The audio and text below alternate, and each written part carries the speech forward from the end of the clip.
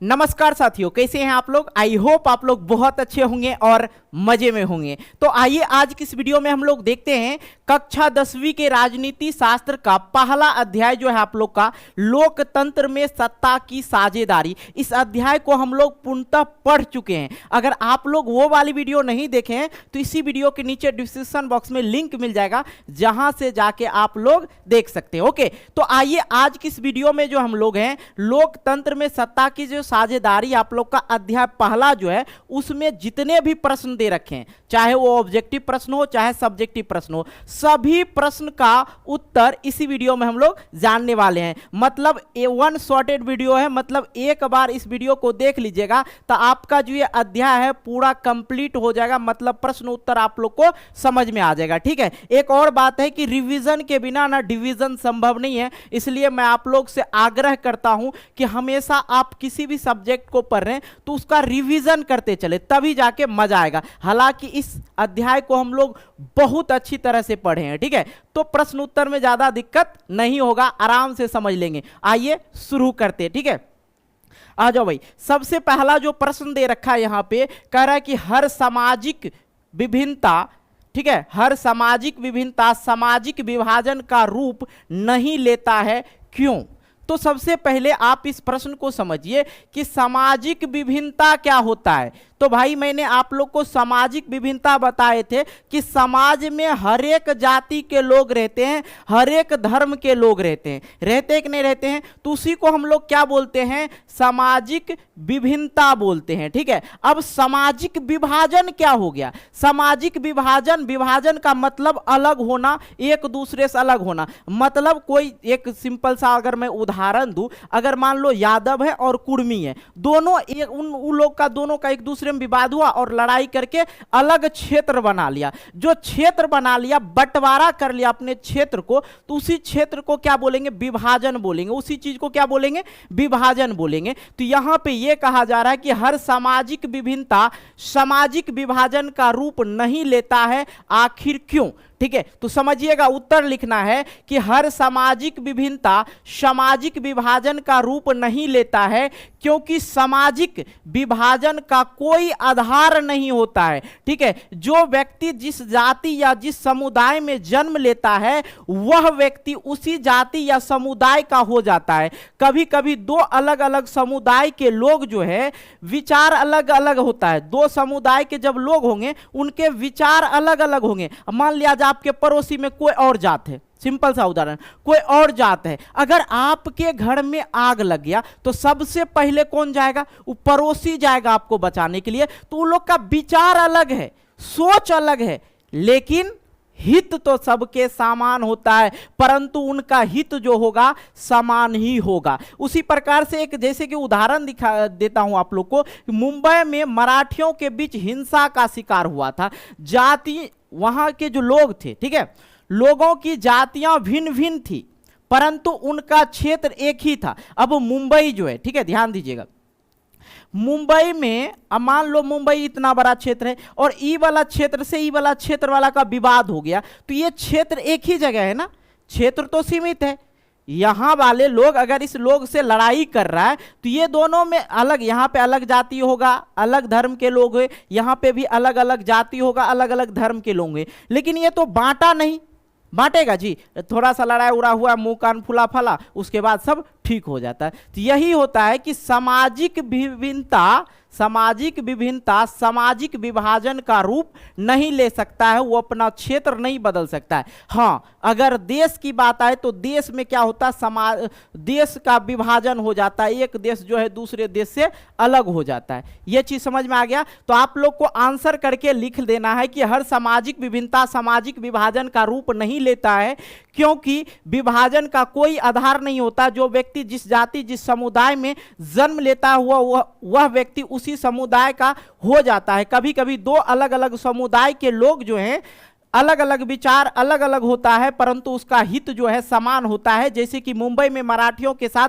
हिंसा का शिकार हुए लोगों की जातियां भिन्न भिन्न थी, ठीक है, परंतु उसका क्षेत्र एक ही था।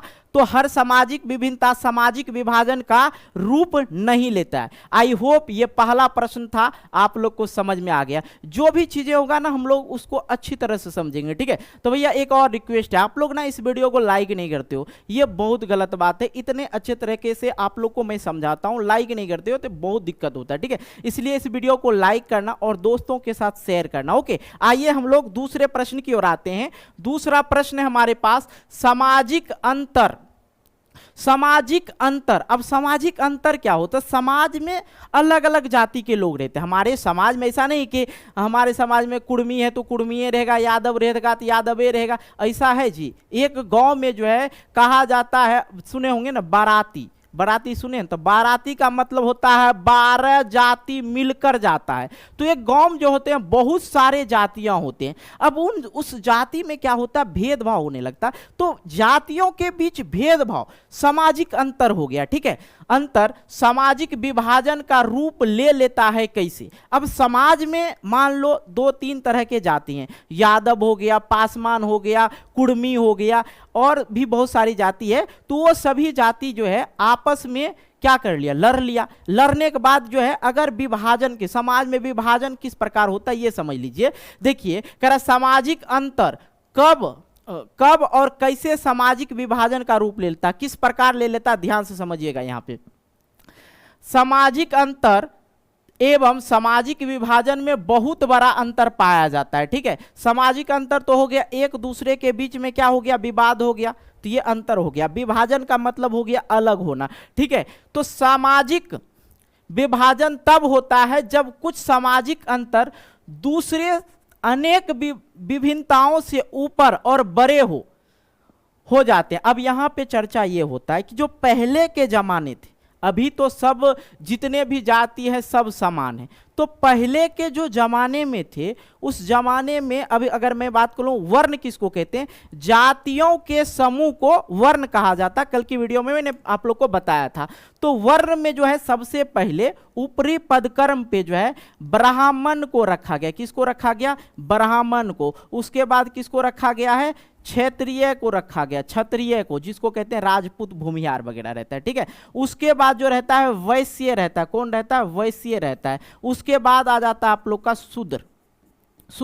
अब यहां पे समझिएगा, पहला तो हो गया ब्राह्मण, दूसरा हो गया क्षत्रिय, तीसरा हो गया वैश्य और चौथा हो गया शूद्र। तो ये सभी में, इसी शूद्र में जो आ जाता है अत्यंत पिछड़ा, या कहिए क्या बोला जाता है उसको जी, दलित, महादलित एक होता है दलित, ठीक है। तो वो जो होते हैं उसको जो है पहले क्या होता था, 1965 से पहले की कहानी बता रहे हैं। तो उसमें जो होता है ये स्वर्ण जो होता है, ये स्वर्ण में आ जाते हैं क्षत्रिय और ब्राह्मण आ जाते हैं। इसमें उसी लोग का अधिकार चलता था। तो ये अंतर कहाँ से उत्पन्न हो रहा, वो जो है अपने आप को, जो स्वर्ण जाति के लोग थे, स्वर्ण जाति में कौन कौन आ जाते हैं, ये दोनों आ जाते हैं, ब्राह्मण और क्षत्रिय। ये जो है अपने आप का वर्चस्व जमाते थे और इनका कहना था कि अगर राजनीतिक वगैरह में आना है तो सबसे पहले स्वर्ण जाति का ही आना होगा, मतलब स्वर्ण जाति ही आएंगे। सत्ता में भी इसका अधिकार नहीं दिया जाता था।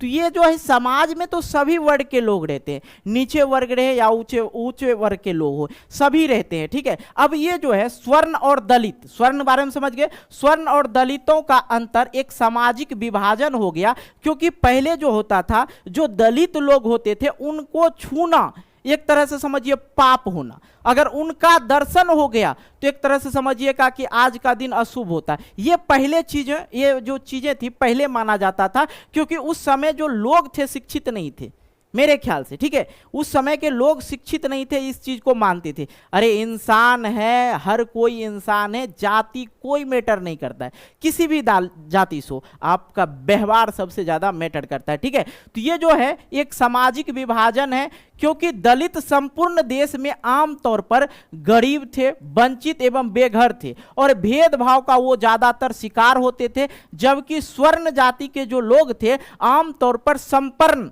संपूर्ण सुविधा युक्त, मतलब सभी सुविधा उनको मिलता था। दलितों को महसूस होने लगा कि वे दूसरे समुदाय के हैं। अतः हम कह सकते हैं जब एक तरह के सामाजिक अंतर अन्य अंतरों से ज्यादा महत्वपूर्ण बन जाता है और लोगों को यह महसूस होने लगता है कि वे दूसरे समुदाय के हैं, तो इससे क्या होगा, सामाजिक भिन्नता विभाजन हो जाएगा, है कि नहीं। जो उच्च वर्ग के लोग होते हैं उनका घर अलग क्षेत्र में बना लेता है, उनको आने भी नहीं दिया जाता था क्योंकि छुआछूत का जमाना था उस समय, उसको मंदिर में भी पूजा नहीं किया जाता है। लेकिन आज की डेट में कोई भी कास्ट हो, चाहे ब्राह्मण हो, क्षत्रिय हो, वैश्य हो या शूद्र हो, ये सभी जात जो है आपस में एक मेल मिलाप हो गया और सभी एक दूसरे के यहाँ जाते हैं, खाना पीना खाते हैं। अब वैसी कोई बात नहीं है। आई होप ये चीज आप लोग का जो था क्लियर हो गया। दूसरा प्रश्न, अब आइए तीसरे प्रश्न पे। सामाजिक विभाजनों को राजनीतिक परिणाम स्वरूप ही लोकतंत्र का व्यवहार में परिवर्तन होता है। भारतीय लोकतंत्र के संदर्भ में इसे स्पष्ट करें। अब यहां पे दीजिए सामाजिक विभाजन, समाज में अगर विभाजन हो रहा, इस पे राजनीतिक में जो परिणाम स्वरूप जो लोकतंत्र हमारे भारत में क्या है, लोकतंत्र शासन प्रणाली है और इसे सबसे अच्छा प्रणाली माना जाता है क्योंकि लोगों के द्वारा यहाँ पे सरकार चुना जाता है और वैसे सरकार को चुना जाता है जो आपकी बातों को मान सके और आपको मतलब वोट देने का अधिकार दिया जाता है लोकतांत्रिक शासन में, ठीक है। लोकतांत्रिक व्यवहार में परिवर्तन होता है, तो ये भारतीय लोकतंत्र के संदर्भ में इसे स्पष्ट करना है किस प्रकार से विभाजन के बाद जो राजनीतिक है उस पर किस प्रकार का प्रभाव पड़ता और लोकतांत्रिक में किस प्रकार का परिवर्तन होता है, इसके बारे में स्पष्ट करना है। तो सामाजिक विभाजन दुनिया के अधिकतर देशों में किसी न किसी रूप में मौजूद है। यह विभाजन राजनीतिक रूप में अख्तियार करती है, ठीक है। ये देखो सबसे बड़ा ना, यहाँ पे मैंने कल की वीडियो में बता रखा ना, सबसे बड़ा अगर लोगों के बीच में लड़ाने वाला है ना तो वो नेता लोग है। नेता लोग खुश रहते हैं, हम लोग एक आपस में लड़ जाते हैं जाति को लेके, धर्म के लेके, ये बेवकूफ़ी है कहीं ना कहीं। लोकतंत्र राजनीतिक दलों के लिए सामाजिक विभाजन की बात करना और विभिन्न समूह से अलग अलग वादे करना। तो राजनीतिक में जो लोग होते हैं वो क्या करते हैं, जैसे उच्च जाति के वर्ग के लोग के यहाँ गया, उनके नज़दीक कुछ और वादे कर देते हैं और निम्न वर्ग के जाति के वर्ग के लोगों को क्या कहते हैं, उनके सामने कुछ और वादे कर देते हैं कि हम आपके लिए ये करेंगे, हम आपके लिए ताजमहल बनवाएंगे। बाकी जीतने के बाद तो आपको भी पता है क्या होता है, नहीं होता है। अलग अलग वादे करते हैं और ये करना स्वाभाविक बात है। हमारे देश में, भारत में लोकतांत्रिक शासन व्यवस्था पाई जाती है जहां जनता अपने प्रतिनिधियों को मतदान के माध्यम से चुनकर देश की या संसद या राज्य की विधानसभाओं में भेजती है। तो ये जो है किस प्रकार से बदलाव होता है आप लोग को समझ में आया कि लोकतंत्र के व्यवहार में परिवर्तन कब होता है, जब जो राजनेता है, राजनीतिक में जो लोग हैं, जो उच्च वर्ग के जाति के साथ अलग वादे करते हैं और निम्न जाति के साथ अलग वादे करते हैं, बाद में जो है लोग बुड़बक बन जाते हैं। जो भी जाति हैं, जब बुड़बक कब बन जाते हैं, जब वो गलत फैसला लेते हैं, उनके वादों को सही मान लेते हैं, तब वो गलत फैसला होता है। और वादे तो हर कोई करते हैं मेरे दोस्त, लेकिन निभाता कौन है, कोई नहीं निभाता। और भी इसके बारे में हम थोड़ा सा चर्चा करते हैं। बदलते वक्त में पहले भारत में दलित वर्ग का हाल कुछ यूं था कि उच्च वर्ग के जो लोग थे, लोगों को देख ले तो उनके लिए, उनके वर्ग के लिए पाप हो जाता था। मैंने ये पहले भी कंप्लीट करवाया। ये इस सिलसिले को खत्म करने के लिए राजनीतिक पार्टियों को बहुत सारे नियम लाना पड़ा। राजनीतिक पार्टियों को जो है बहुत सारे नियम लाना पड़ा, तब जाके ये समाज में फैली गंदगियों को खत्म हुआ। वो भी अभी भी थोड़ा मोड़ा है ही, इस चीज को आपको मानना पड़ेगा। पारित करना पड़ा, जिससे एक नियम आरक्षण का था।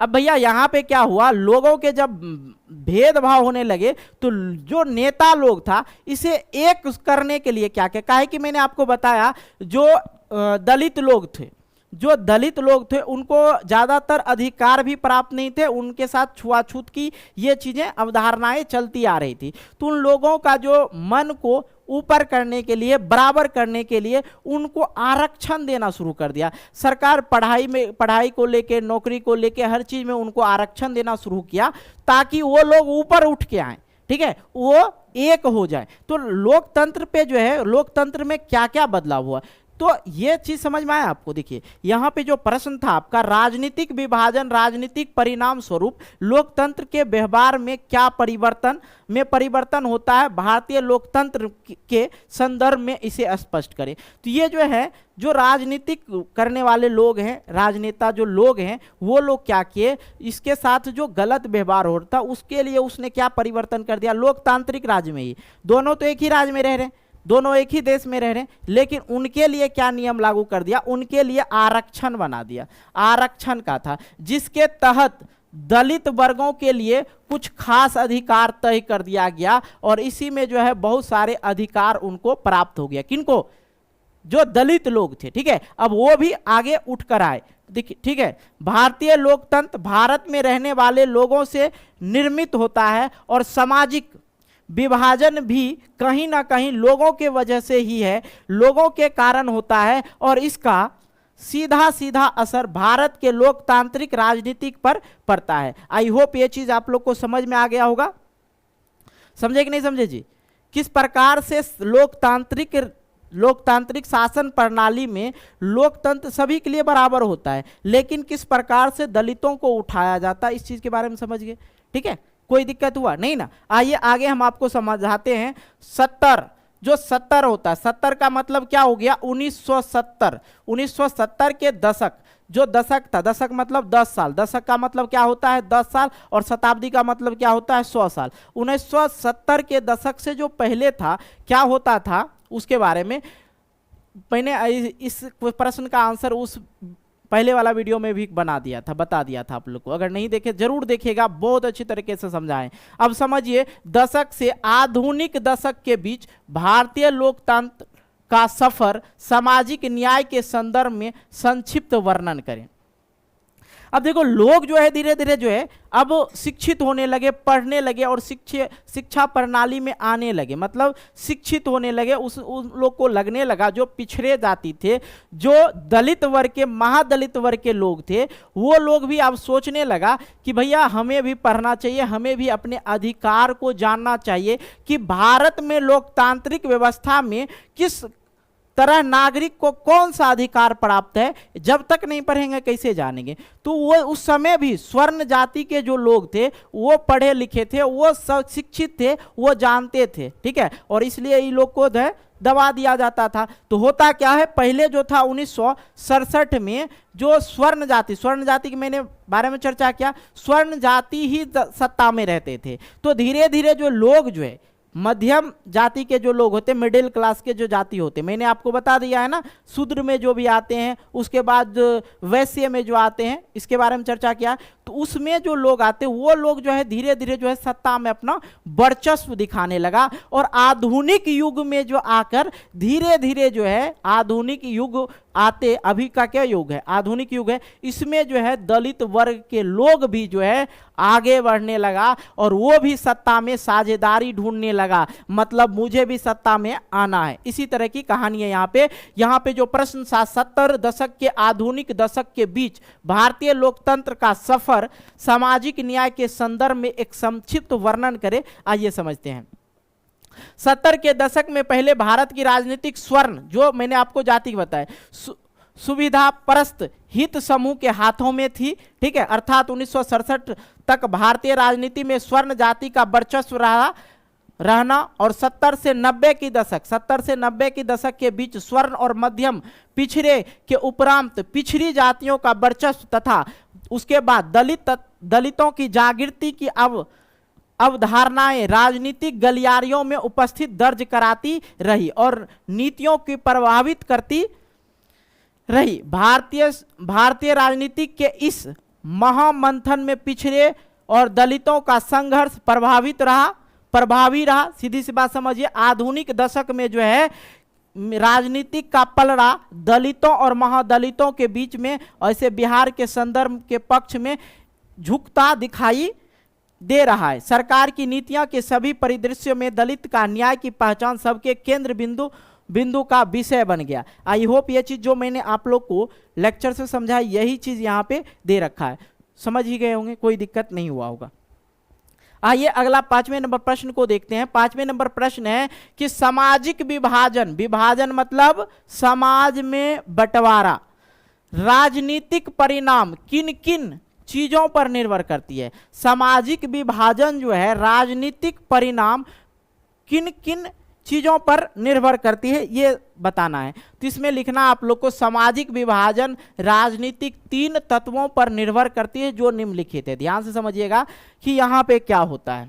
लोग जो है पहला करके लिख लेना, आप लोग को पहला दिख रहा है ना जी, पहला करके लिखना है। लोग अपनी पहचान स्व अस्तित्व तक सीमित रखना चाहता है। लोग जो है अपनी पहचान को स्वयं तक ही सीमित रखना चाहता है और रखना चाहता है क्योंकि प्रत्येक मनुष्य में राष्ट्रीय चेतना के अलावा उपराष्ट्रीय और स्थानीय चेतना भी होता है।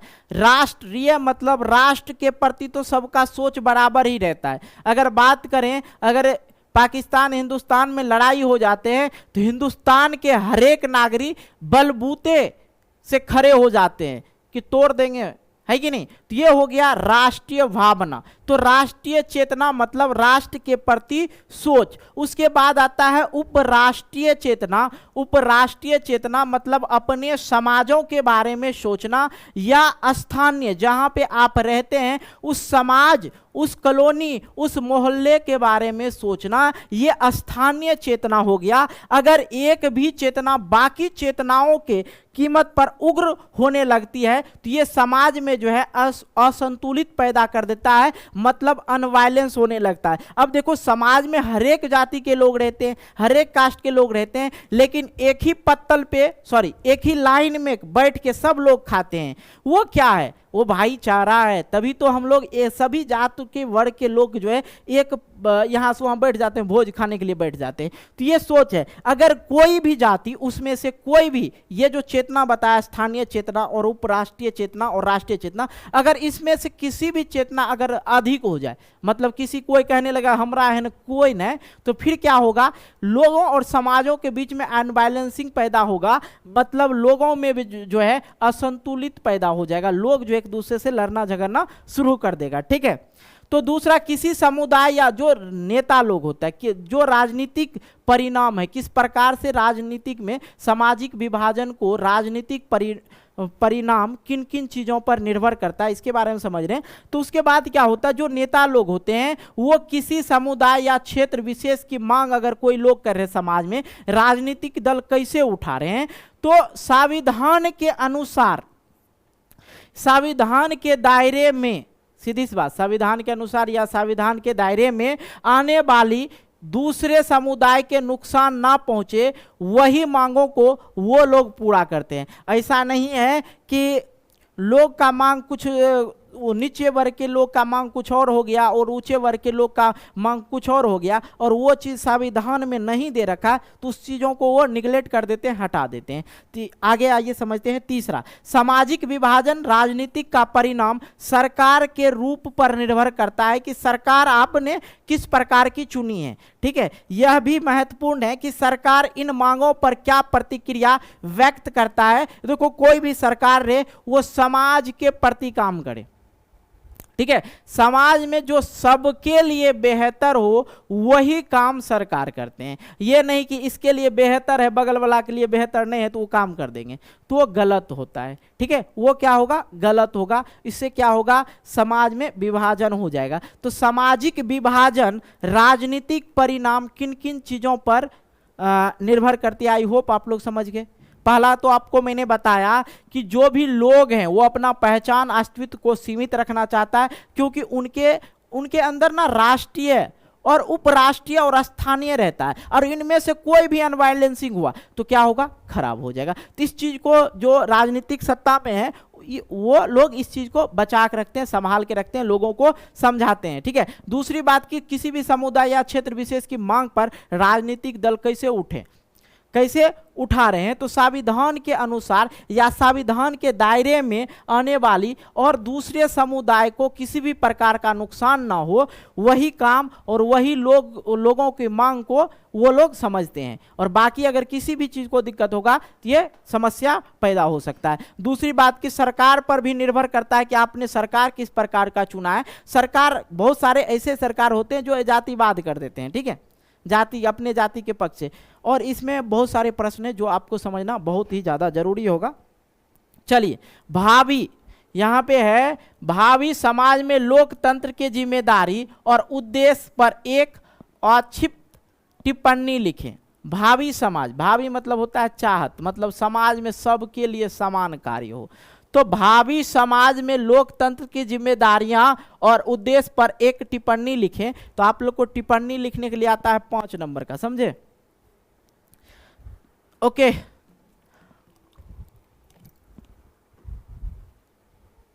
समझिएगा। वर्तमान में लोकतांत्रिक शासन व्यवस्था संसार के अधिकतर देशों में अपना रहे हैं, क्योंकि लोकतंत्र में लोगों के कल्याण की बातों की प्रमुखता दी जाती है। लोगों को किस प्रकार से खुश रखा जाए, लोग का कल्याण किस प्रकार से हो, ये जो है लोकतांत्रिक शासन में ही होता है।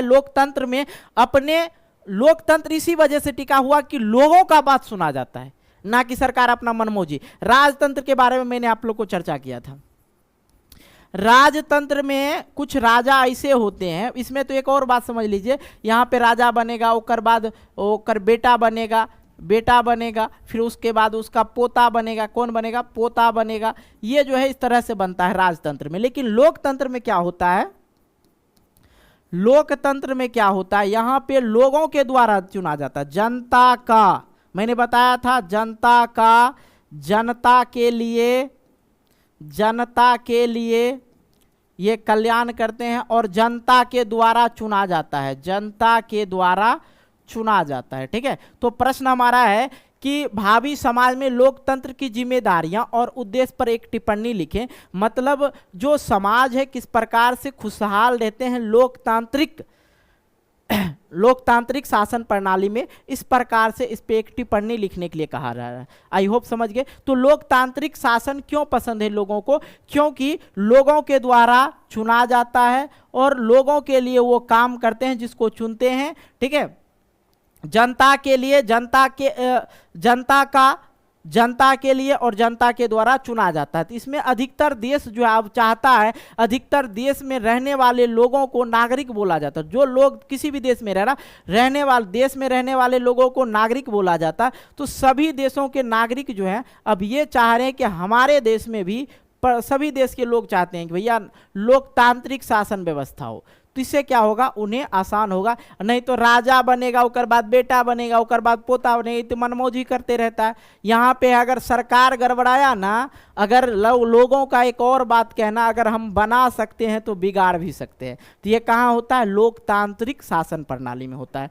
तो ये जो है लोकतंत्र अपना जो है जड़ जमा रख चुका है और यह धीरे धीरे परिपक्व की ओर अग्रसर है। मतलब ये धीरे धीरे जो लोकतांत्रिक शासन प्रणाली है, इतना अच्छा लगने लगा लोगों को, और हर किसी को लगना चाहिए, क्योंकि यहाँ पे स्वतंत्र लोग हैं और स्वतंत्रता है। मुझे किसी लोगों को क्या बनाना है, नहीं बनाना, ये समाज के ऊपर डिपेंड करता है, ना कि वो नेता लोग का। यहाँ पे हम चाहें तो इसको बना दे मुख्यमंत्री, अगर हमारा समाज, हमारा देश चाहे इसको प्रधानमंत्री बनाना है तभी बनेगा। ये जो है लोकतांत्रिक देश है। आई होप ये चीज समझ में आया। और भी इसमें क्या होता है समझिएगा। लोकतांत्रिक शासन व्यवस्था एक ऐसी व्यवस्था है जिसके अंतर्गत लोग अपने प्रतिनिधियों को चुनकर संसद या विधानसभा में भेजते हैं, और यह लोग के कल्याण और सामाजिक समानता, आर्थिक समानता तथा धार्मिक समानता इत्यादि के पक्षधर होते हैं।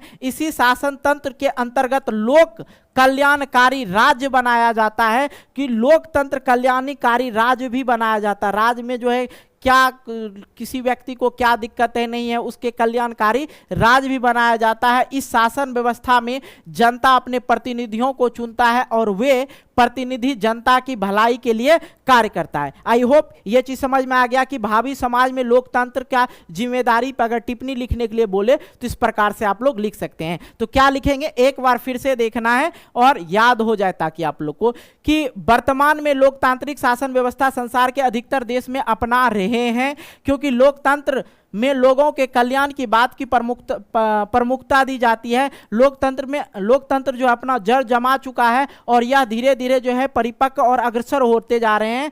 ठीक है, वर्तमान समय में लोकतंत्र का क्रमिक विकास इस बात का सूचक है कि शासन व्यवस्था औरों से अच्छी है। लोकतंत्र एक ऐसी आधार प्रस्तुत करता है, कहाँ गए भैया, हाँ, लोकतंत्र एक, यार किधर हो गया, एक सेकेंड। लोकतंत्र शासन व्यवस्था ऐसी शासन व्यवस्था है जिसके अंतर्गत लोगों अपने प्रतिनिधियों को चुनकर संसद या विधानसभा में भेजती है। यह कल्याण, सामाजिक समता, आर्थिक समता और धार्मिक समानता, ठीक है, समता नहीं पढ़ना, समानता पढ़ना, ठीक है, समानता इत्यादि का पक्षधर है। इसी शासन तंत्र के अंतर्गत लोक कल्याणकारी राज्य बनाया जाता है।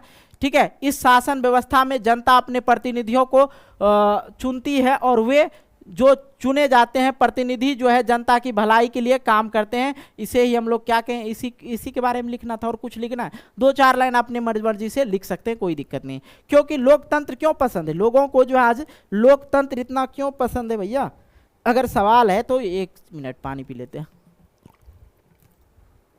अगर बोले आपसे कोई पूछ दे लोकतंत्र तुम्हें क्यों पसंद है, तो इस तरह से बताना है कि लोकतंत्र में क्या होता है, सभी नागरिक को समान कानून के समक्ष रखा जाता है। लोकतंत्र में क्या होता है, सत्ता में किसको लाना है किसको नहीं लाना है ये वहाँ के नागरिकों के ऊपर निर्भर करता है। और यहाँ पे क्या होता है, लोकतंत्र में क्या होता है, चुनाव होता है, चुनाव में प्रतिनिधि आते हैं और उस प्रतिनिधि को हम लोग वोट देते हैं और वो प्रतिनिधि हमारे भलाई के लिए काम करते हैं, उसे ही हम लोग क्या कहते हैं, लोकतांत्रिक कहते हैं, लोकतंत्र कहते हैं। ओके, आई होप समझ में आ गया होगा। आइए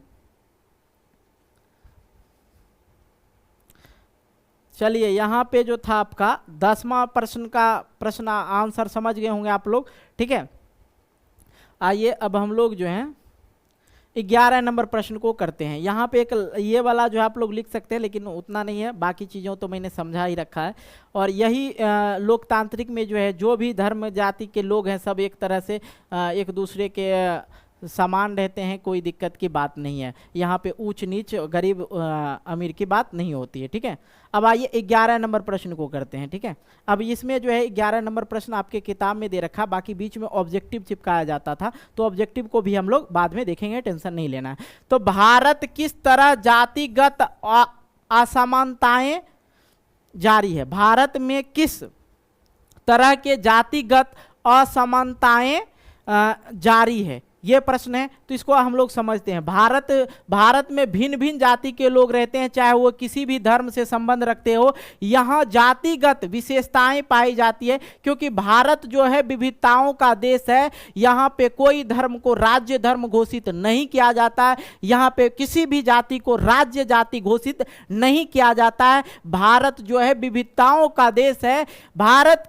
भारत की तरह दूसरे देश में भी जो है पेशे के आधार पे वंशानुत पेशा एक पीढ़ी से दूसरी पीढ़ी में स्वयं ही चला आता है। पेशे के आधारित सामुदायिक व्यवस्था की जाती है। देखो पेशा जो होता है, हम लोग को मान लिया जाए ग्वाला है दूध बेचेगा, पंडित जी है जो शादी पूजा पाठ करवाएगा, इस तरह से जो है पेशे, नाई है बाल काटेगा, माली है फूल देगा, ये जो हम लोग का काम होता है ना उस पर ही जाति निर्भर करता है कि ये इस जाति का। अगर देख ले किसी को मतलब लकड़ी काट रहे, समझ ये बढ़ई, ये चीज जो है काम के अनुसार मतलब पेशे के अनुसार जाति दे दिया गया। ऐसा नहीं कि अब ये जो है धीरे धीरे खत्म हो रहा, लोग हर कोई काम करते जा रहा है, कोई दिक्कत नहीं, कोई इंसान काम कर सकता है, अब वो चीजें नहीं रहा। यह व्यवस्था जब अस्थाई हो जाता है श्रम विभाजन का अतिवादी रूप कहलाता है। मतलब यह व्यवस्था अगर बढ़ जाता है, ये जो अगर रह जाता कि भैया हम शर्मा जी हैं तो हम लकड़िए छिलेंगे, ग्वाला जो है दूध ही बेचेगा, काहे ग्वाला कौन और नहीं काम कर सकता है,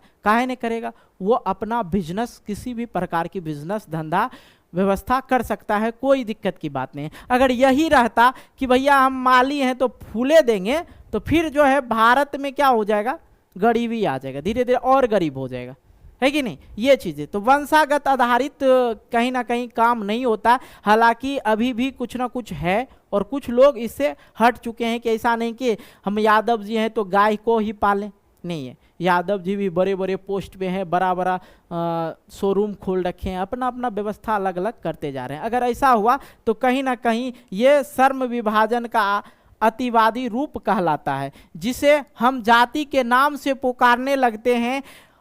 यह एक खास अर्थ में समाज में दूसरे समुदाय से भिन्न होते हैं। इस प्रकार के वंशागत पेशे पर आधारित समुदाय, जिसे हम जाति कहते हैं, इसकी पहचान एक अलग समुदाय में होती है और इस समुदाय के सभी व्यक्तियों की एक या मिलती जुलती पेशा होती है, ठीक है।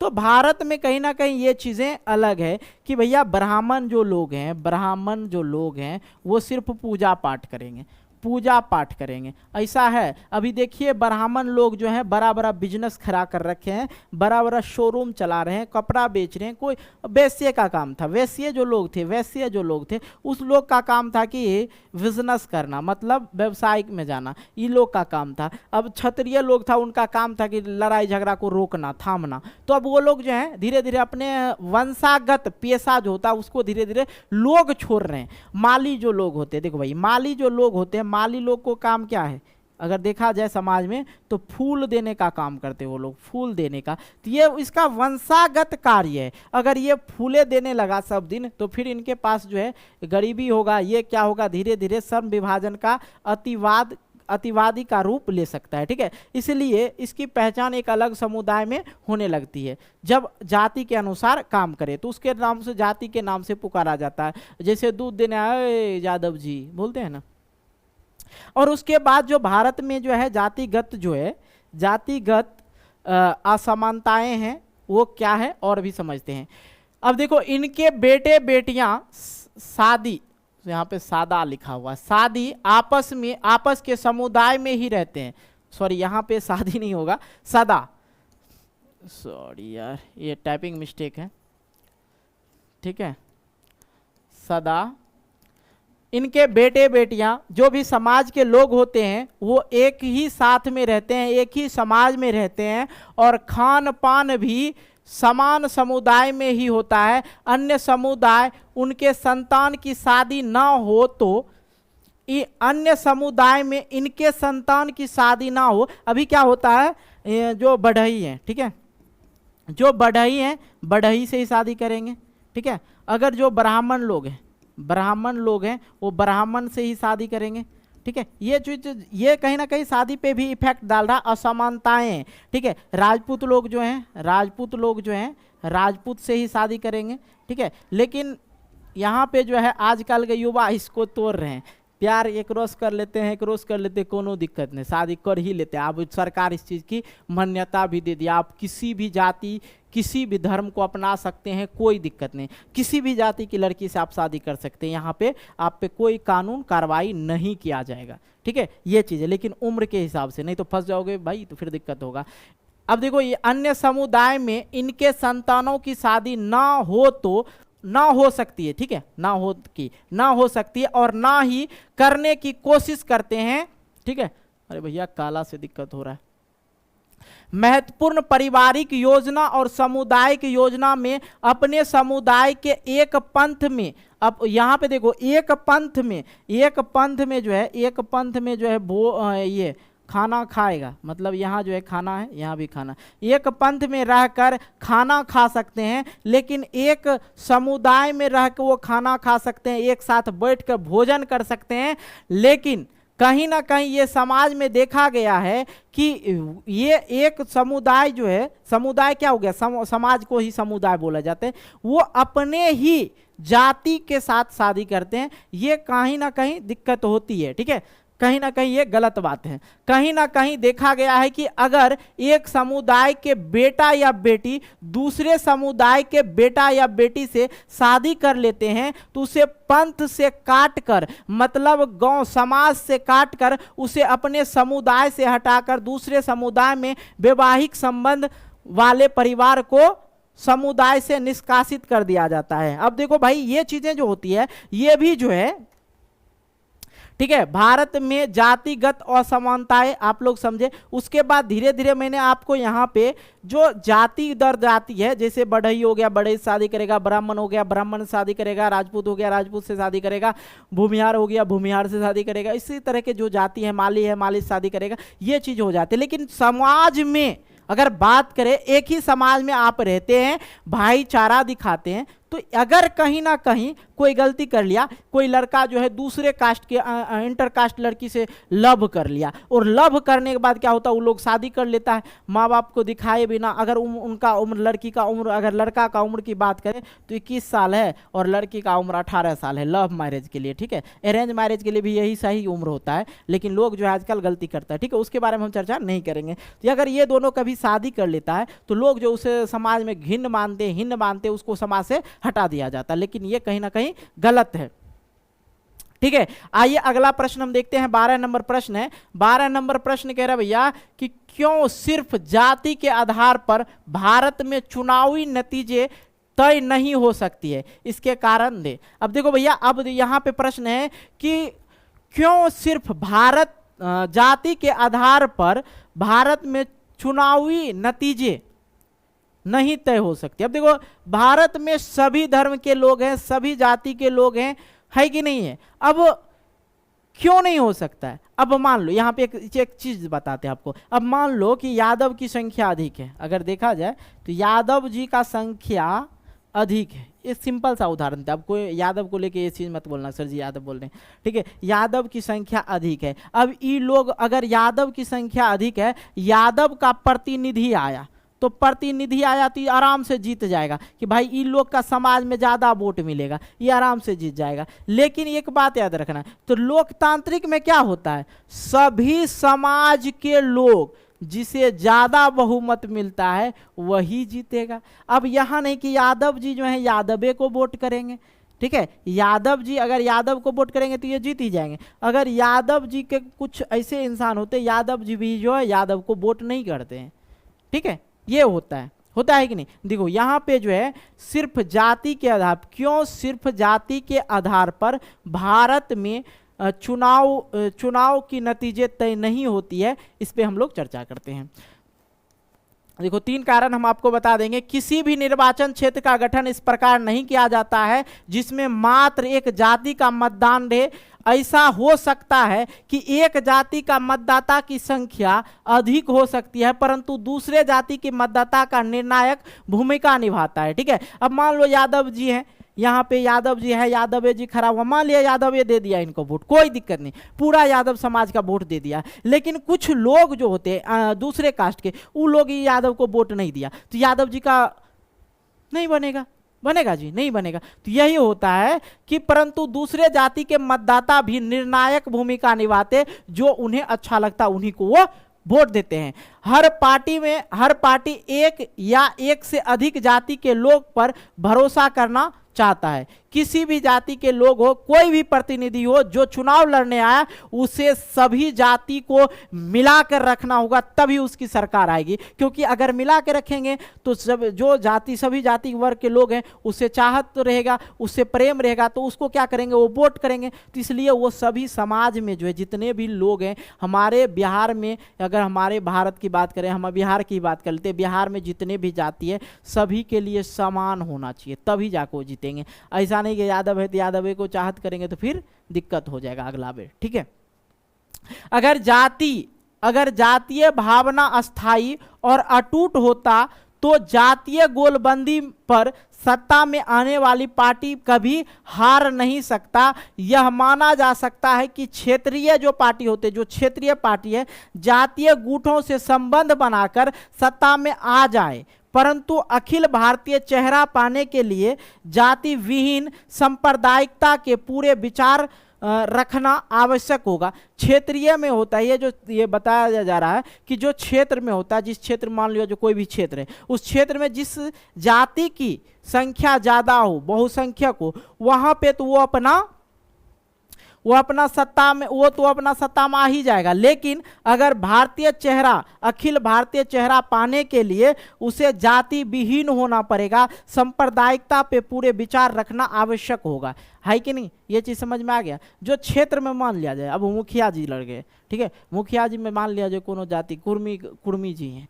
ठीक है, जाति, अब वहाँ पे जातिवाद, हमारे देश में ना जातिवाद है, लोगों का हम भी कहते हैं जातिवाद नहीं करनी चाहिए, नहीं होनी चाहिए, हमारे संविधान भी बताते हैं जातिवाद नहीं है भारत में, लेकिन जातिवाद है, कहीं ना कहीं ये चीज़ को देखा जा रहा है, ठीक है। तो ये चीज़ों होता है, लेकिन अगर मैं बात करूँ क्षेत्र में हो सकता है, लेकिन मुखिया सरपंच ये सब में जो है ये सब में हो जाएगा, लेकिन अगर बात रहा मुख्यमंत्री बनने का, प्रधानमंत्री बनने का, तो एक जाति के लेकर उछल सकते हैं? नहीं उछल सकते हैं, संभव ही नहीं। तो आप क्षेत्र में ही रह सकते हैं, ऊपर नहीं जा सकते हैं।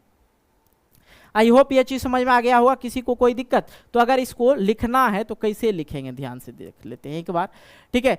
क्यों, प्रश्न क्या है भाई, क्यों सिर्फ जाति के आधार पर भारत में चुनाव नतीजे तय नहीं हो सकती? इसके दो कारण बतावे। किसी भी निर्वाचन क्षेत्र का गठन इस प्रकार नहीं किया जाता है जिसमें एक जाति का मतदाता रहे।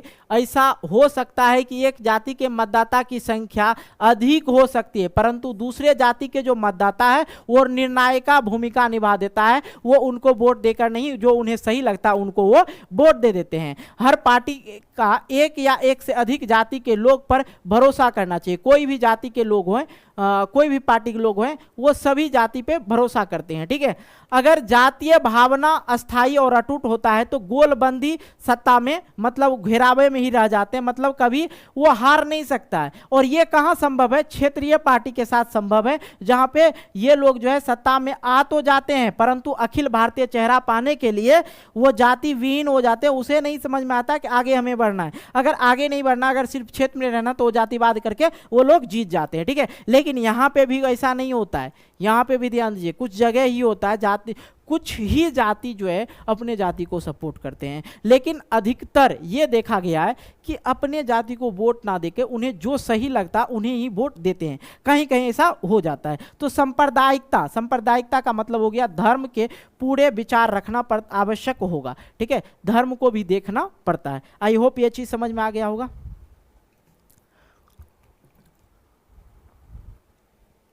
आइए 13 नंबर प्रश्न को देखते हैं।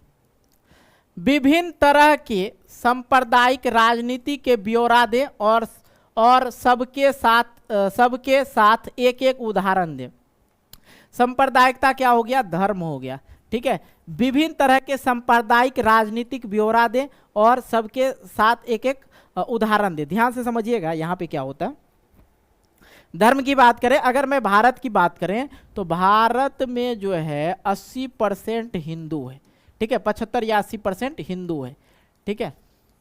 और मुस्लिम की अगर मैं बात करूं, मुस्लिम की अगर बात करूं तो 15 से 20% है, ठीक है, 15 से 20%। बाकी जो 5% है सिख ईसाई, बाकी अलग धर्म के लोग हैं। तो यहाँ पे अगर मैं बात करूँ कि राजनीतिक में अगर बात किया जाए तो लोग देखिए जो सत्ता में जाते हैं ना, ध्यान देना मेरे भाई, जो सत्ता में जाते हैं ना वो धर्म के लोग के जीत जाते हैं, धर्म के लिए जीतते हैं।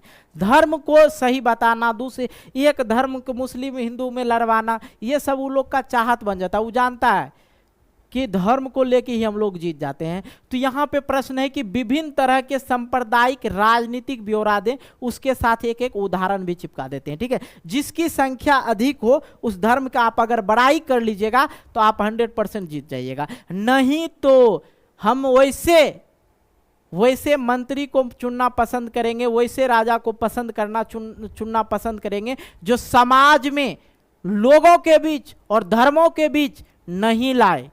ऐसे तो भारत धर्मनिरपेक्ष देश है, लेकिन यहां पे भी धर्म की गुठी जाती है कि नहीं। तो सांप्रदायिक क्या हो गया? धर्म हो गया। सांप्रदायिकता की सोच प्रिय अपने धार्मिक समुदाय को प्रमुख राजनीति में बरकरार रखना चाहता। जो धर्म के लोग रहते हैं वो सोचते हैं हमारे ही धर्म के लोग राजनीतिक में रहे। जो लोग बहुसंख्यक समुदाय के होते हैं उनकी ये कोशिश होती है कि बहुसंख्यकवाद का रूप ले लेता है। और उदाहरण के लिए आप लोग समझ लीजिए, श्रीलंका और सिहली का बहुसंख्यक, यहाँ पर लोकतांत्रिक सरकारों ने भी सिंहली जो समुदाय था, श्रीलंका और सिंहली की अगर कहानी समझेंगे मैंने इससे पहले वाला वीडियो में चर्चा किया, तो उसमें क्या था, सिंहली की जो अधिक संख्या थी, तो समुदाय की प्रभुता कायम रखने के लिए बहुसंख्यक परस्ती तहत के कई कदम उठाए गए अथा 1956 में सिंहली एकमात्र राजभाषा घोषित कर दिया गया था। वहां पे ये चीजें हुआ था। और विश्वविद्यालय और सरकारी नौकरियों में सिंहलियों को प्राथमिकता देने लगा। बाकी जो था सिंहली जो जाति वहां थे, सिंहली यहाँ पे ध्यान दीजिएगा, सिंहली जो थे उनकी संख्या जो ज़्यादा था, और सिंहली में ज़्यादा संख्या वाले लोगों को जो अलग एक राष्ट्रभाषा घोषित कर दिया गया, और उसके बाद जो है सिंहली लोगों को ही नौकरी दिया जाता था। और बौद्ध धर्म के संरक्षण हेतु कई कदम उठाए गए वहाँ पे। ठीक है, तो ये चीज़ें आगे और भी इसके बारे में समझाते हैं, टेंशन मत लीजिए। सांप्रदायिकता के आधार पर राजनीतिक गोलबंदी सांप्रदायिकता का दूसरा रूप है।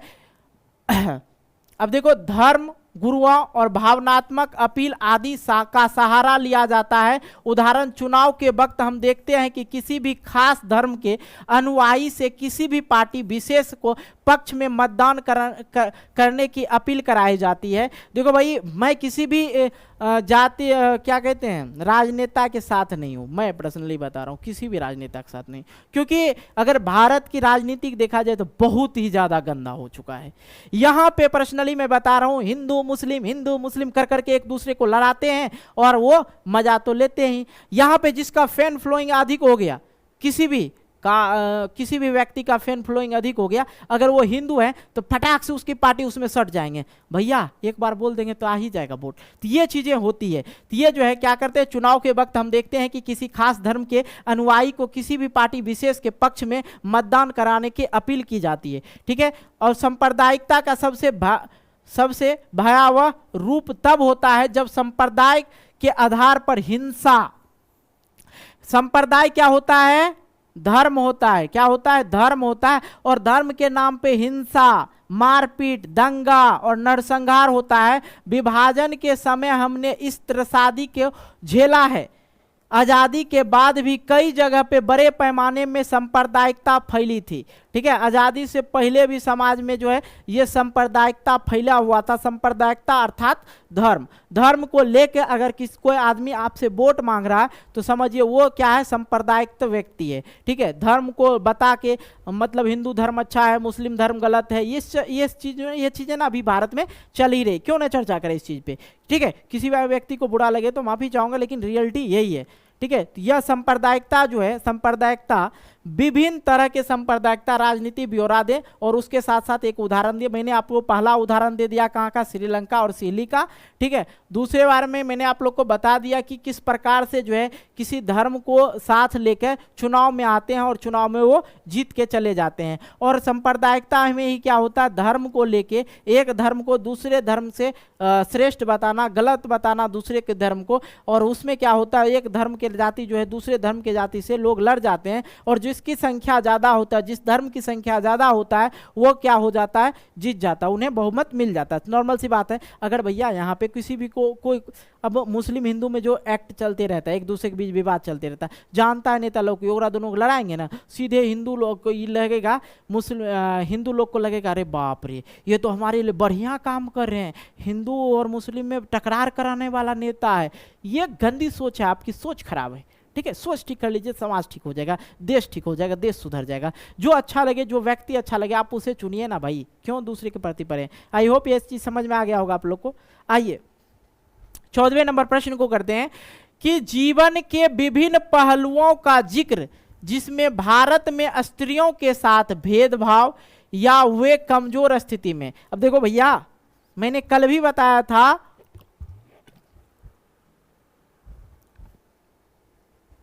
शरीर से मजबूत होना मजबूती नहीं कहलाता है। अगर आपके अंदर ना कोई पोस्ट हो जाए, अगर हम मान लिया हमारे शरीर में उतना ज्यादा देह में जान दुरुस्त नहीं है, मारपीट नहीं कर सकते हैं, अगर हम डीएम बन गए तो पूरे डिस्ट्रिक्ट का मालिक, पूरे जिला का मालिक, हमारे पीछे 4 गो 5 गो बंदा घूमेगा, तो हमसे ज्यादा स्ट्रोंग आप हैं नहीं, हमरे में सटिएगा 2-4 थप्पड़ लग जाएगा। तो आप अपने पद से मजबूत होते हैं, ना कि अपने ताकत से, है कि नहीं। अब यहाँ पे ये चीजें बात है, प्रश्न यहाँ पे ये है कि जीवन के विभिन्न पहलुओं पर जिक्र कर जिसमें भारत में स्त्रियों के साथ भेदभाव और कमजोर स्थिति है। भारत में महिलाओं के साथ इतना भेदभाव हुआ कि महिलाओं को नीचे दिखा दिया गया। अगर बात करें आरक्षण की तो महिला को देश में जो है, देश में 30% आरक्षण है, ठीक है। और बिहार में हमारे मुख्यमंत्री जी जो हैं, ठीक है, 50% आरक्षण दिए हैं, ठीक है। क्या दिए हैं? आरक्षण, ठीक है, आरक्षण दे रखे हैं। तो ये देने का भी कारण था। अब देखिए समझते हैं किस प्रकार से उसे प्रपीड़ित किया गया था। भारत एक विकासशील देश है जहां स्त्रियों की स्थिति उतनी बेहतर नहीं है जितनी एक विकसित देश में होती है। भारत में स्वतंत्रता प्राप्ति से पहले स्त्रियों की स्थिति बहुत ही विकट थी, खराब थी, और आज़ादी के बाद स्त्रियों की स्थिति में बहुत थोड़ा बदलाव आया, लेकिन वह काफी नहीं था। अगर वर्तमान परिदृश्य में देखा जाए तो भारत में स्त्रियों की स्थिति में सुधार हुआ है, परंतु सुधार के लिए बहुत कुछ किया जाना अभी भी शेष बाकी है। तो आगे हम आपको बताते हैं, अभी भी महिलाओं के साथ जो है कई तरह के भेदभाव होते हैं। इस बात का संकेत निम्नलिखित तथ्यों में हम प्राप्त करेंगे, मतलब आगे हम आपको बताते हैं।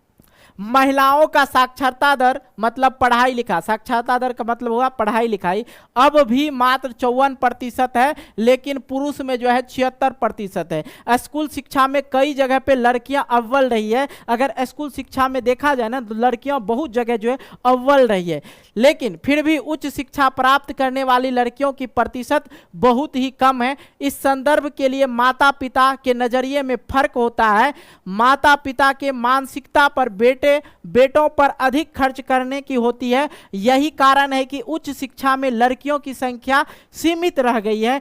शिक्षा में लड़कियों की इसी पिछड़ेपन के कारण अब भी ऊंची तनख्वाह वाली और ऊंचे पद पर पहुंचने वाली महिलाओं की संख्या बहुत ही कम है। अरे भैया एक बात बताइए, ये सबसे बड़ा ना यहाँ पे माता पिता का रोल होता है। माता पिता की करते हैं, बेटवा तो हमारा जीवन भर साथ देगा, ओकरा की करेगा, प्राइवेट स्कूल में अच्छे स्कूल में दाखिला करवाएगा, लेकिन बेटिया का जब भी बात आएगा तो ओकरा सरकारी स्कूल में भेज देगा। उनको सही से शिक्षा नहीं दिया जाता। जहाँ तक मैं बात करूँ, मेरे नज़र में मैंने देखा है कि गाँव के जो स्कूल होते हैं लड़की वहीं तक पढ़ सकती है, लड़की जो है लड़की, ठीक है, मैंने लकड़ी नहीं लिखा दे, तो गांव की ही शिक्षा कर सकती है। उन्हें बाहर नहीं भेजा जाता है, उन्हें बाहर नहीं भेजा जाता। लड़का को भेजा पटना लंदन कहीं पर हो कोई दिक्कत नहीं, उन पे पैसा निछावर कर देता है। ये तो जानता है लड़की जो है 18 साल की होगी उनका शादी कर देंगे, वो दोसर के हो जाएगी, हमारे पास कौन रहेगा, हमारा बेटा रहेगा, उस पर खर्चा किया जाता। कहीं ना कहीं ये समाज में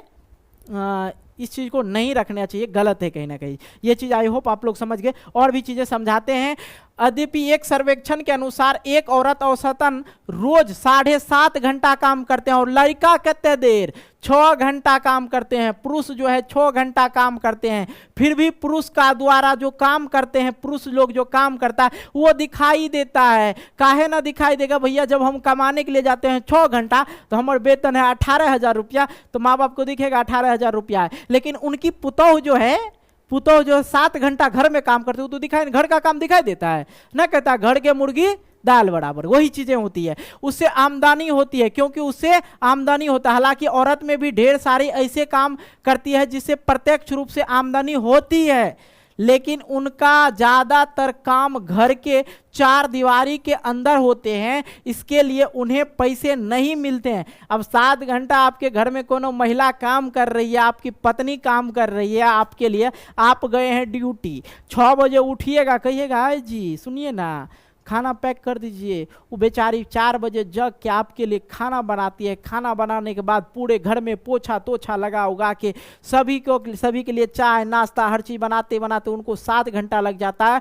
और हर एक महिला जो होती है ना वो 12-1 बजे खाना खाती है, लेकिन उनके काम को आज तक कोई सराहनीय नहीं दिया है, उनके काम दिखाई नहीं देता है। लैंगिक पूर्वग्रह कला पक्ष बड़ा दुखदाई है। जब भारत में अनेक हिस्से में माँ बाप को सिर्फ लड़के की चाहत होती है, लड़की जन्म लेने से पहले हत्या कर देने की प्रवृत्ति इसी मानसिकता का परिणाम है। आई होप समझ में आ गया कि महिलाओं के साथ किस प्रकार का भेदभाव होता था। भैया एक और बात, महिला को ना पहले वोट नहीं दिया जाता था, वोट नहीं दिया जाता, वोट नहीं देगी महिला, ठीक है, महिला को शिक्षा नहीं दिया जाता था, ये चीजें होती थी। अब हम लोग प्रश्न 15 समझते हैं, आइए समझते हैं। देखो यहाँ पे भारत की विधायिकाओं में महिलाओं की प्रतिनिधित्व की स्थिति क्या है, ठीक है। भारत में महिला आंदोलन का मुख्य मांगों में सत्ता में भागीदारी का मांग सर्वोपरि रही। औरतों में यह सोचना शुरू कर दिया था, प्रारंभ कर दिया था, जब तक औरत का सत्ता पर नियंत्रण नहीं होगा तब तक इस समस्या का निपटारा भी नहीं होगा, लड़कियों के साथ जो भेदभाव होता है वो खत्म नहीं होगा। परिणाम स्वरूप राजनीतिक में इस बात की बहस शुरू हो गई और इस लक्ष्य को प्राप्त करने के लिए सबसे बेहतर तरीका यह होगा कि चुने हुए प्रतिनिधियों को हिस्सेदारी बढ़ाई जाए। अब महिला को भी जो है विधायिका में क्या रुचि है नहीं है, वो लोग भी धीरे धीरे, यहाँ पे क्या है, भारत की विधायिकाओं में महिलाओं की प्रतिनिधित्व स्थिति क्या है, बहुत ही कम है, ठीक है। धीरे धीरे महिला जो है इस पे काम करने लगा और भारत के लोकसभा में महिला प्रतिनिधियों की संख्या 59 है, फिर भी यह 11% के नीचे है। पिछले लोकसभा चुनाव में 40% महिलाओं की पारिवारिक पृष्ठभूमि आपराधिक थी, परंतु इस बार 15वीं लोकसभा चुनाव में मतदाताओं के अपराधियों का नकारा 90%। महिला संसद स्नातक है। महिलाओं को प्रतिनिधित्व बढ़ाना लोकतंत्र के लिए शुभ है, अतः भारत की विधायिकाओं में महिलाओं की प्रतिनिधित्व पुरुषों की तुलना में बहुत ही कम है। जितना कहता है ना महिला आके मुखिया में की करेगा, कोनो काम करेगा, वैसे भी बिहार में देखा जाए ना तो महिला जो है 4 दीवारी के अंदर ही सीमित रह जाते हैं, लड़ती है महिला के नाम पे। एक होता है कि देखिएगा वोट वगैरह जो ऐसे इलेक्शन आया, अगर उसमें प्रतिनिधि जो है खड़ा होने का अगर महिला सीट है, लोग देता है सीट जो है वहां सरकार निर्धारित कर दिया महिला सीट है। अब यहाँ पे महिला तो खड़ा हो जाएगी, महिला का पोस्टर पे फोटो रहेगा, वोटो मांगने जाएगा, लेकिन जब जीत जाएगी महिला नहीं आती है, सिर्फ सिग्नेचर करने के काम आते हैं, वो समाज में घूमती भी नहीं, पुरुष घूमता, हाँ कि मुखियाइन नहीं, मुखिया जी से ही काम होता है। ओके, तो ये चीज़ें कहीं ना कहीं गलत है, उसे भी समाज और सत्ता में हिस्सेदार है जितना हम लोग हैं, क्योंकि ये जो देश है लोकतांत्रिक देश है, जितना यहाँ पे लोग लड़का का अधिकार होता है उतना ही लड़कियों का अधिकार होता है कि नहीं। ओके 16 नंबर प्रश्न पे आते हैं, समझते हैं इसको।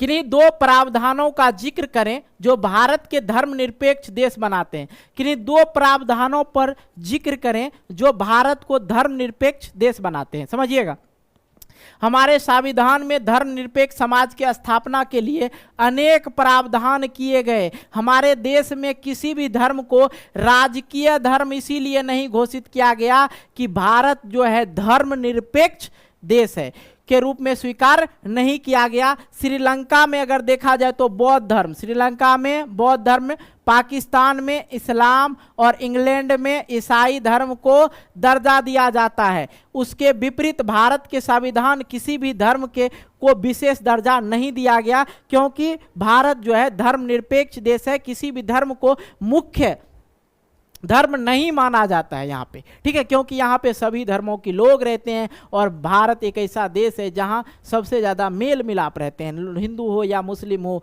सिख हो या ईसाई हो, सब आपस में भाई भाई हैं। तो हमारे संविधान के अनुसार धर्म के आधार पर किसी भी प्रकार का भेदभाव असंवैधानिक घोषित किया जाएगा, मतलब संविधान का आलोचना करना ये होगा, उन पे कानूनी कार्रवाई किया जाएगा अगर किसी भी समाज के साथ, किसी भी धर्म के साथ अगर भेदभाव करते हैं तो।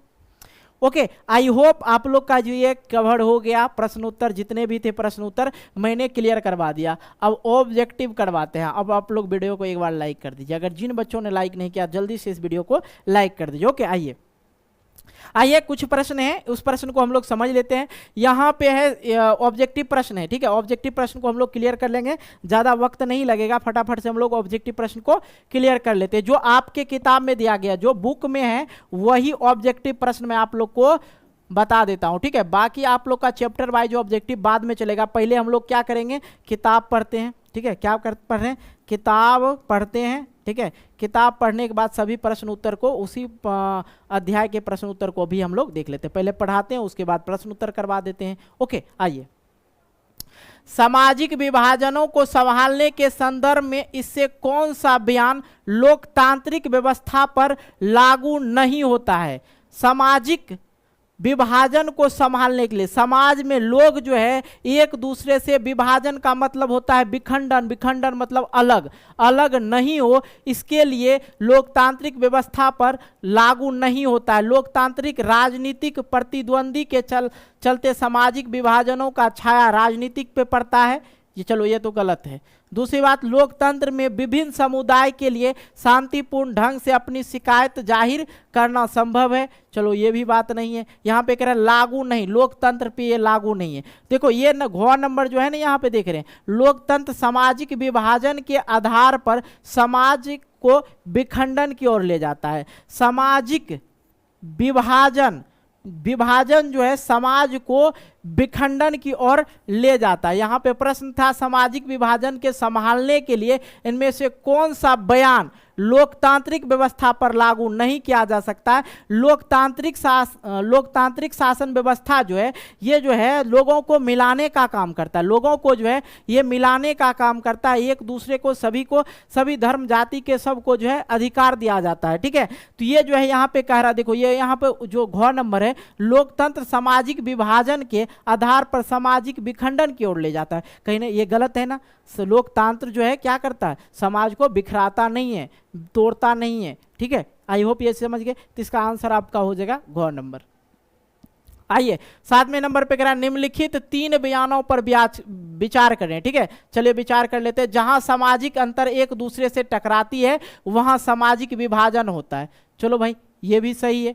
यह संभव है एक व्यक्ति कई पहचान का हो। ये कोनो बात हुआ, एक व्यक्ति का कई पहचान होगा? Not possible. सिर्फ भारत जैसा बड़े देशों में सामाजिक विभाजन होता है। सिर्फ भारत जैसा कहाँ है भैया? अच्छा, यह संभव है कि यह एक व्यक्ति का कई पहचान हो। कई पहचान हो मतलब एक व्यक्ति का कई पहचान हो। मल्टीपल आइडेंटिटी नहीं, ये गलत है। क और ख, सामाजिक टकराव मतलब निम्नलिखित 3 बयानों पर विचार करें। तो यहाँ पे है, जहाँ सामाजिक अंतर एक दूसरे से टकराता है वह सामाजिक विभाजन होता है। चलो, ये सही है। यहाँ संभव है, यह असंभव हो कि एक व्यक्ति का कई पहचान हो। यहाँ पर असंभव होना चाहिए, तब जाके आपका आंसर क और ख होगा। क और ख होगा आपका आंसर। ठीक है, यहाँ पे सिर्फ भारत जैसे देश में सामाजिक विभाजन, ये गलत है।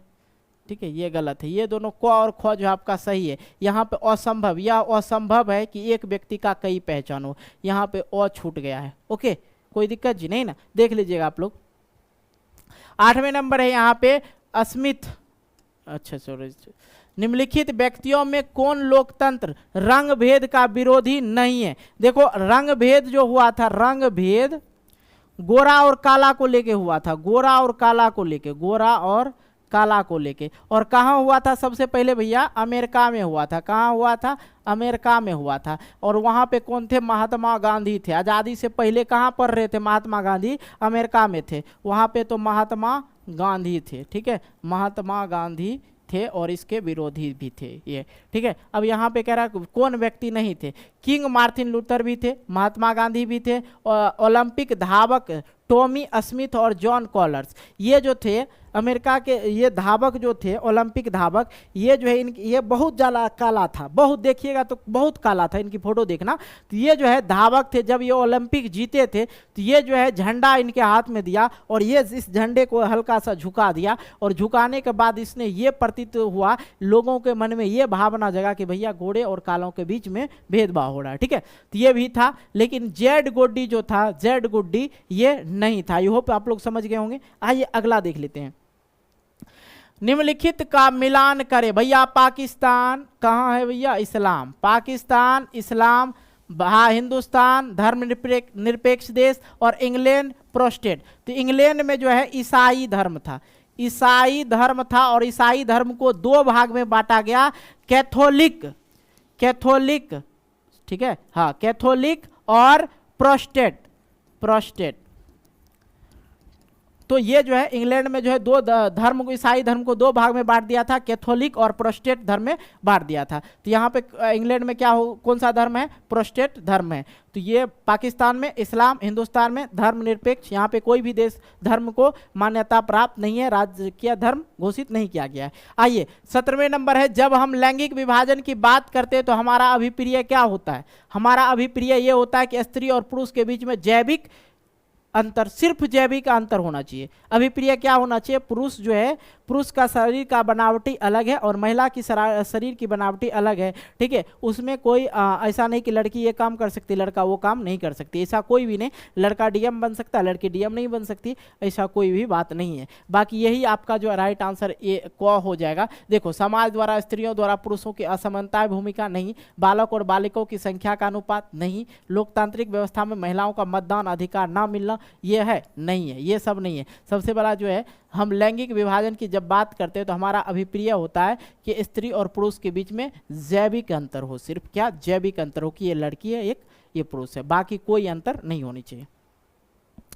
भारत में यहाँ औरत के लिए आरक्षण की व्यवस्था है। तो देखो, लोकतंत्र में भी अभी तक आरक्षण का व्यवस्था नहीं है, विधानसभा में भी आरक्षण का व्यवस्था नहीं है, मंत्रिमंडल में भी महिलाओं के लिए आरक्षण व्यवस्था नहीं है। सिर्फ पंचायती राज में जो है, पंचायती राज व्यवस्था में जो है महिलाओं को आरक्षण दिया जाता है, ठीक है। अब देखो 19 नंबर, सांप्रदायिक राजनीति के अर्थ संबंधी निम्न कथनों पर गौर करें और सांप्रदायिक राजनीतिक किस पर आधारित है? सांप्रदायिक राजनीति किस पर आधारित है? तो सांप्रदायिक जो होता है, क्या होता है? धर्म होता है। और सांप्रदायिक जो लोग होते हैं वो कहते हैं भैया हमारे धर्म सबसे बड़ा है, सबसे श्रेष्ठ है, इसी धर्म को मानो। तो एक धर्म दूसरे धर्म से श्रेष्ठ है, एक धर्म दूसरे धर्म से क्या है? श्रेष्ठ है। ये कहते हैं कि हमारा धर्म जो है तोहर धर्म से श्रेष्ठ है, ये सांप्रदायिक लोग कहते हैं, ठीक है। आई होप आप लोग समझ गए। बाकी चीजें यहाँ पे देखेंगे, क्यों नहीं देखना है, ठीक है। आइए, भारतीय संविधान के बारे में इनमें से कौन सा कथन सही है? यह एक धर्म को राजकीय धर्म बनाता है। भारतीय संविधान के बारे में कौन सा कथन सही नहीं है? कथन सही नहीं है, यहाँ पे जो है नहीं होना चाहिए, नहीं, कथन सही नहीं है। तो यहाँ पे देखो, एक धर्म के आधार पर भेदभाव की मनमाही, मतलब भेदभाव नहीं करता है, ये भी सही है। देखिएगा, ये भी ये गलत है, ठीक है। यह जो है एक धर्म को राजकीय धर्म नहीं बना। हमारा संविधान कहता है किसी भी धर्म को राजकीय धर्म नहीं बनाया जा सकता है। यहाँ पे देखो, सभी लोगों को कोई भी धर्म मानने की आज़ादी दिया जाता है, ये भी सही है। किसी भी धार्मिक समुदाय के लोग नागरिकों की बराबरी का अधिकार दिया जाता है, ये भी सही है। अगर देखा जाए, देखो ऐसे नहीं समझ में आया, अगर देखा जाए तो ये सभी सही ही है, ठीक है। ये किताब का ही स्क्रीनशॉट है, ये सभी सही है। तो जब ये कब सही नहीं होगा? ये जब यहाँ पे लिखा जाए कथन सही नहीं है, तब होगा कि यह एक धर्म को राजकीय धर्म नहीं बनाता है, तब ये कथन गलत होगा, ठीक है। बाकी ये सभी सही है, कथन ये भी सही, ये भी सही, ये सही नहीं है, ठीक है। कथन सही है, ये तीनों तो सही ही है। कौन सा कथन सही नहीं? ये वाला सही नहीं है। अब ये तीनों सही है, ये वो नहीं सही है, तो वहाँ पे लिखाना चाहिए कौन सा कथन सही नहीं है। समझ में आ गया? अब देखो 21 नंबर है कि जाति, धर्म और लिंग, लिंगा लिखा गया, लिंग होना चाहिए, ठीक है, पर आधारित विभाजन सिर्फ भारत में ही है, बाकी जगह नहीं है। ये फिल इन द ब्लैंक्स जो होता है खाली जगह भरने के लिए, वो वाला प्रश्न था। आइए आगे जो है 22वें नंबर सूची, ठीक है। 22वें नंबर सूची है 1 और सूची 2 का मेल कराएं। बहुत बढ़िया जी। आई होप आप लोग जो है, आप लोग को ये वीडियो अच्छा लगा होगा, ठीक है। लगा कि नहीं जी? लगा होगा तो वीडियो को लाइक करना, दोस्तों के साथ शेयर करना, ठीक है। अब थोड़ा सा हम पानी पीते हैं, उसके बाद इसको हम खत्म कर देते हैं। समझिएगा, अधिकारों और अवसरों के मामले में स्त्री और पुरुष की बराबरी मानने वाले व्यक्ति को क्या कहा जाता है? नारीवाद कहा जाता है। क्या कहा जाता है? नारीवाद। धर्म को समुदाय के मुख्य आधार मानने वाले को क्या कहेंगे? धर्म के आधार पर, धर्म के आधार पर मुख्य समुदायक, सॉरी कहाँ है, हाँ, धर्म के समुदाय को मुख्य आधार मानने वाले व्यक्ति को क्या बोलते हैं? सांप्रदायिक। ये लोग कहते हैं, सांप्रदायिक व्यक्ति जो होते हैं कहते हैं हमार धर्म बड़ा है, तोहर धर्म खराब है, श्रेष्ठ है। ओके, तीसरा नंबर है जाति को समुदाय का मुख्य आधार मानने वाले व्यक्तियों।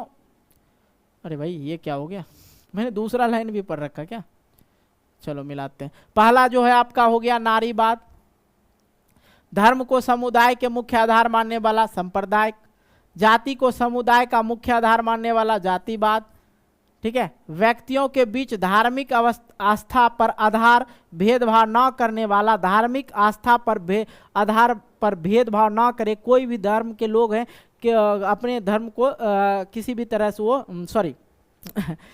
कोई भी धर्म के लोग हैं उनके बीच में जो है भेदभाव ना करे, मतलब हिंदू धर्म, मुस्लिम धर्म, जो भी धर्म है उन लोगों के बीच में अगर भेदभाव ना करे उसको क्या बोलते हैं, धर्म निरपेक्ष बोलते हैं। वो सभी धर्म को अपने अपने धर्म को मान सकते हैं, प्रसार कर सकते हैं, कोई दिक्कत नहीं, अपने धर्म को सब अच्छे ही बोलते हैं। दूसरे धर्म को अगर कोई गलत बोल रहा है तो फिर क्या हो जाएगा, सांप्रदायिक हो जाएगा। अगर सभी धर्म को अपने आस्था पर आधारित भेदभाव ना करने वाले व्यक्ति को धर्मनिरपेक्ष कहेंगे।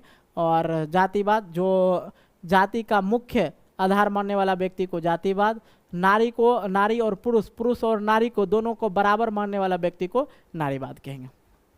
आई होप आप लोग समझ गए। ये अध्याय आप लोग का कंप्लीट हो गया। जितने भी क्वेश्चन आंसर था उसका बुक का, वो मैंने आप लोग का क्लियर करवा दिया। आई होप आप लोग को अच्छा लगा होगा। तो आप लोग से रिक्वेस्ट है एक लाइक, एक शेयर कर देना, इस वीडियो को एक लाइक ज़रूर करना, शेयर कर देना, और मिलते एक नए वीडियो को लेके, तब तक के लिए बाय बाय। जय हिंद, जय भारत।